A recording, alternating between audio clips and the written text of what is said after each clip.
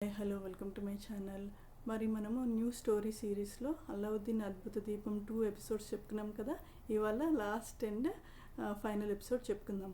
అయితే మరి మహారాజా అడిగిన బోళ్ళంత బంగారము, నాణ్యాలు అన్నీ కూడా రెడీ చేసి, జీనీ ఇస్తే రెడీ చేసి మహారాజుకి ఇచ్చి, అలాగే జాస్మిన్కి కూడా కొత్త భవనం క్రియేట్ చేస్తాడు జీనీ.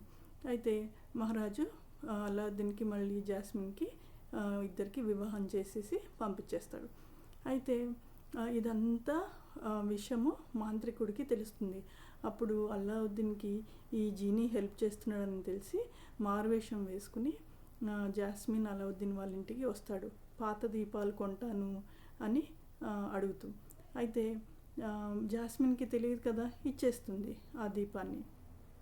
అప్పుడు మాంత్రికుడు ఏం చేస్తాడంటే ఆ దీపంలో నుంచి జీనీని పిలిచి ఆ భవనం మొత్తాన్ని తీసుకెళ్ళిపోతాడు. ఎందుకంటే జాస్మిన్ అందంగా ఉంటుంది కదా, అందుకని జాస్మిన్తో సహా ఆ భవనాన్ని తీసుకెళ్ళిపోతాడు.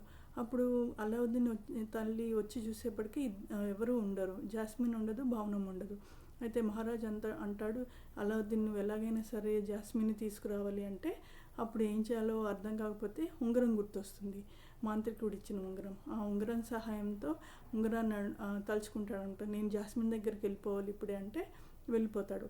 అప్పుడు అల్లావుద్దీన్ జాస్మిన్తో నువ్వు మాంత్రికుడికి మాయమాటలు చెప్పి అతని భోజనంలో ఈ మందు కలుపు, అతను పడుకున్నప్పుడు మనం వెళ్ళిపోదాం అంటాడు. అప్పుడు జాస్మిన్ అలాగే చేస్తుంది. అప్పుడు జీనీని పిలిచి ఈ మాంత్రికుడిని గుహలో బంధించేసి అంటే అలాగే చేస్తాడు. మళ్ళీ పిలుస్తాడు జీనీని. పిలిచినాక మమ్మల్ని యథాతథంగా మన ఊరికి తీసుకెళ్ళంటే జీనీ తీసుకెళ్తాడు. అలాగే కథ సుఖాంతం అవుతుంది.